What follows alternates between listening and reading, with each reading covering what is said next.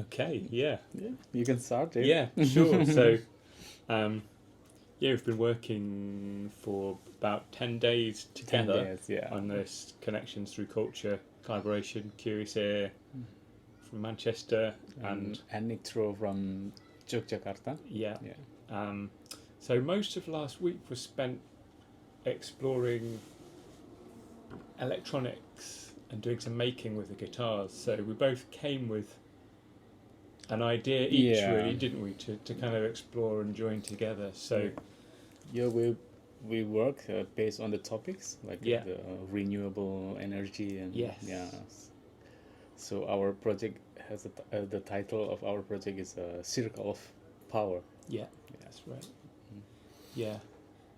So that we were trying to think about that really in a couple of ways, weren't we? So it was sort of like both like energy, so like Yeah. how to generate energy from guitar playing, Yeah. capture that and how that would work to get this circularity, but also then there was this thought about the circularity of sound, like how sound would continue around. And for musicians, usually we always like generate a lot of energy when we are playing on stage. So we don't want to waste the energy. Yeah. So we want to create the energy from our motion of playing music. Yeah, that's another kind of idea. Yeah, and I think that was really cool, wasn't it? That we're both quite physical, quite active players anyway, and you're doing that to make sound. You're right. But then when it's like, there's some of that energy's getting dissipated, so it's getting lost, isn't it? So then the first kind of idea was just thinking of what ways are there that we could kind of capture, or like find some of that kind of sound. So the thing I was working on, because we worked a little bit before we met in our kind of respective studios.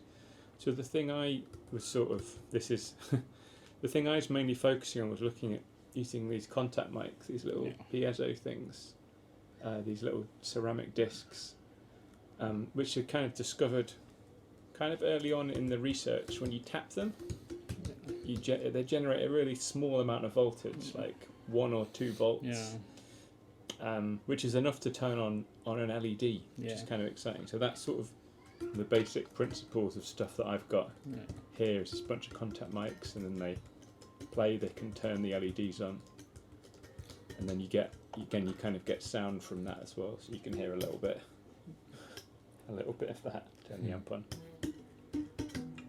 So that's just the raw sound of it. Then I'm processing it a whole bunch with the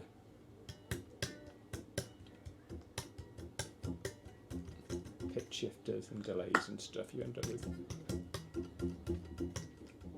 But it's that idea that there's the sound from the impact, but then like it's the create the power. Yeah, the physicality of like doing that.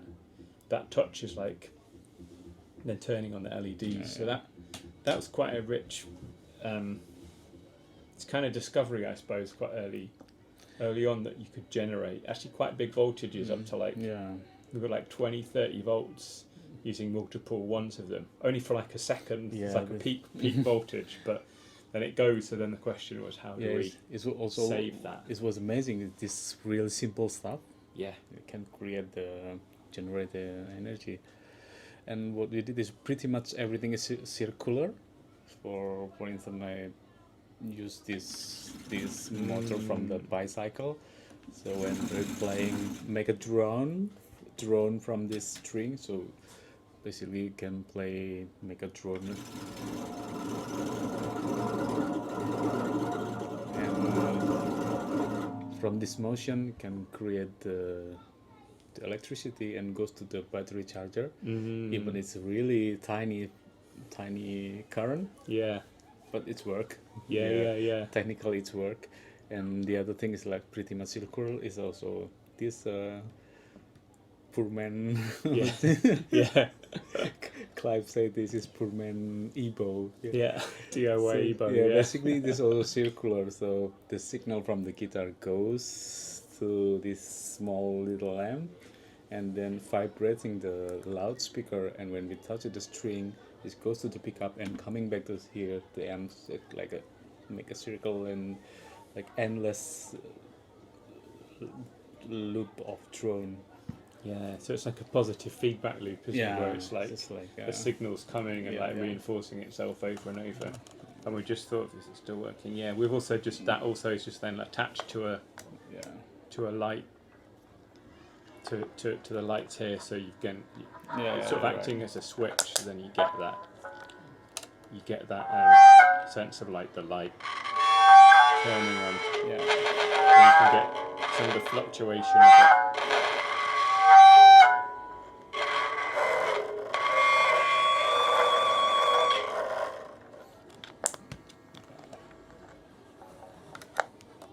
And the other thing I guess we found was there was quite a few motors as well. This was the other motors in the studio that we borrowed from my friend Darren. So again, we discovered with things like this, it's a very simple motor. You could turn it, it would power a bunch of LEDs. So again, we've got this sort of like possibility of like playing on strings, like in the hand as well. That's quite a nice.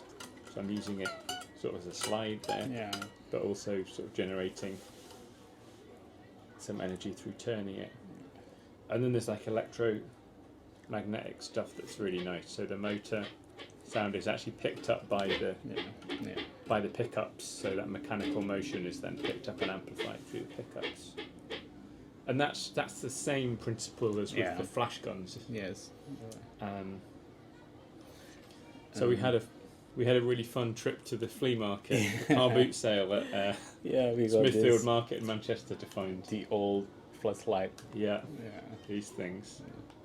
And these are quite they're kind of quite similar to some of the ideas we had, where it's like you're turning it on, it's charging up, being held by a capacitor, and then there's a flash. And charging and release, charging and release. So we thought this was again a nice way of sort of showing that kind of principle, and using the charging up methods that we kind of proved to ourselves worked, which we have to develop in the future. You'd be able to, in theory, charge these things up through physical action on the guitar and then fire them. And we catch the sound from the moment of this guy charging.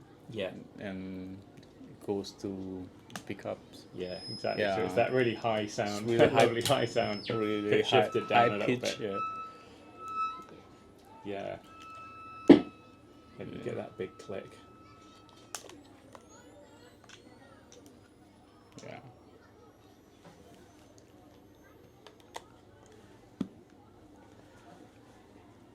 And another interesting thing is while we are playing, we're not just thinking about to play music.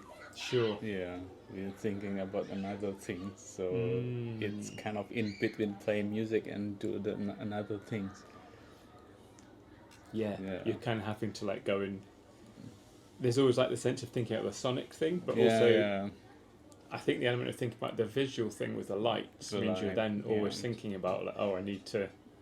What's making energy there? Like what's kind of creating the power? And I think what's interesting too, as we were saying, it's sort of like we both play guitar anyway, like generally in our practice. But then working with these added things to it sort of meant we've had to think about new techniques, like new ways to play that enable these setups to work well. So combining that with kind of previous knowledge to actually generating some new sort of ways to play. This way to play is for us also kind of something new, right?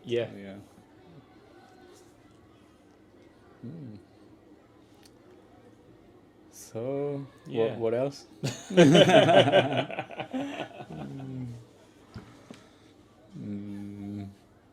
Basically that's is everything here is pretty much related with the topics, with the idea of like a circle of power. We've been I think really happy with how much work and ideas we've been able to develop that's really quite closely related to the theme. So like really practical things like ways to generate electricity through playing and how to capture that, to then the sort of creative side of it where it's thinking about this like circularity sort of going through the whole piece of work. And we've not done yet. No, right? Not yet. yeah. It's still ongoing Yeah. things. Yeah, exactly. Yeah. Yeah, so we'll perform on Saturday at Plattfield Market Garden, which will be an outdoors kind of performance. Oh, and we have a big solar battery for amplifiers. That's another thing. Kind of off-the-shelf thing that we've brought in to get that circularity. Yeah. But yeah, then hopefully we'll continue developing work in the future. So for the concert, in fact, it's not the end of this project, right? No. It's not going to have a second life. Not the final result. Yeah. Still in the laboratory. Exactly. phase. Talk about how you met. Yeah, so we met through. So I was in touch with. I'm often organising concerts through Curious Ear. So some friends at Ikbal's approached me, as friends of his from Denmark, about them coming to play in Ikbal coming. Quite a few years ago now, probably about 6, 7, 8 years ago. Yeah, it's longer, a long time ago. Yeah. So that's kind of how I sort of first connected or got to know about him, and then just stayed in touch a little bit. And then in the lockdown, I had a project with Noise Orchestra, so that was my kind of electronics, like to sound project I had with Vicky Clark. And in lockdown, we had a grant also working with Sam Andre to make hardware to enable easier use of a certain software for network music. So as part of that, we were trying to test this hardware like globally. So we were like, we need people far away, as far away from the UK as possible.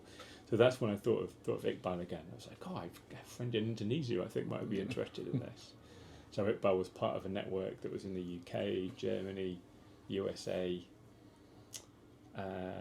Indonesia, Japan, China, Palestine. There was people all over the world. Sort of, I think we had everyone performing at certain points within the same time and the real time. In real time, it was quite a special project, wasn't it? So that's probably where we got to know each other best. Was like during the lockdown, playing and experimenting with the Anu software. Yeah, I think it's a good thing about the experimental scene is we know each other through the friend, like a recommendation. We can go somewhere and just call the friend. They will organize something. That's for me the good things about the scene of experimental music. Very organic sort of networks, isn't it? Yeah. And we've talked about this a bit as well, like the idea that it's very much like that kind of network covers so many. It's like very small, very like thin, if you like, on the ground, but it's everywhere. And that's kind of one of the interesting things, isn't it? That you can have these connections and meet people and work in lots of different places. So Ikbal, to your camera, talk about. Is there a scene back in Indonesia with all this sort of experimental? Sorry? Is there a scene back in Indonesia with all the experimental? Yeah.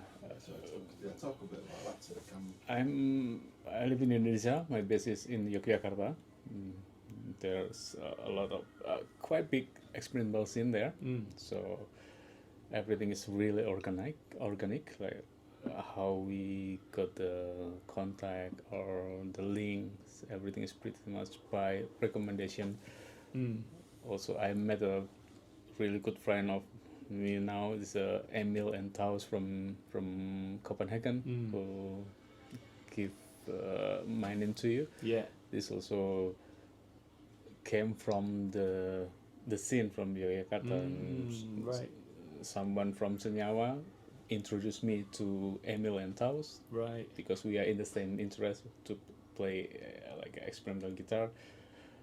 So then everything's become like a stitching together. Yeah, and then I think from that journey and it can be like make me. How to say, can know each other between the experimental musicians quite widely. So it start from the small scene in Yogyakarta. Yeah, but once it's that thing of like once you're kind of connected to that scene, there's always people who are part of like wider networks. Yeah. Like nationally and like Yes, internationally. I think that's sort of what I've found through doing Curious Here stuff here and organising here is that often then you've got people asking to play gigs. Yeah. Sort of, coming from different parts of the UK with an international people, and it kind of has given me the possibility to then tour in the UK, like to tour internationally, and this kind of stuff. It's sort of networked possibilities. Yeah, and also for us in Yogyakarta, is we got privilege about the regulation is not so strictly, so it's really easy to have the concert everywhere. Right. Yeah. This is what Yogyakarta is quite famous for, isn't it? Yes, like outdoor, even inside of the public concerts. bars, just everywhere. Yeah. Like noise gigs on the street and stuff. And also there is a lot of festival organized by a friend of ours, like without proposal at all, just really organized, just calling someone, hey, we want to have a festival, you want to join, and everything's just really very organized. Yeah. Sounds very cool. Yeah.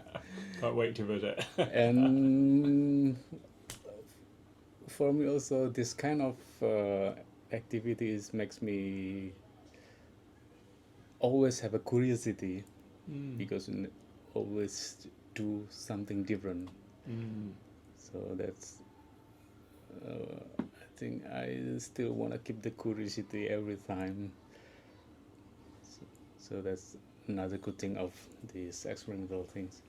Yeah, I think that's sort of key to being an artist, isn't it? It's like that always wondering like what happens if this thing combines with that, or like asking like finding new questions that you you didn't consider before. Yeah, but I think that's partly also something really nice about just coming to a different, into a really different context. Yeah, like we share lots of interests, like with guitar and maybe some of the music we both like anyway, and this sort of thing. But then actually, then we're very different people with very different histories in lots of ways. So then it's when you're working together, it sort of sparks off some quite interesting different directions, I think, for both. Yes, you're right. Yeah.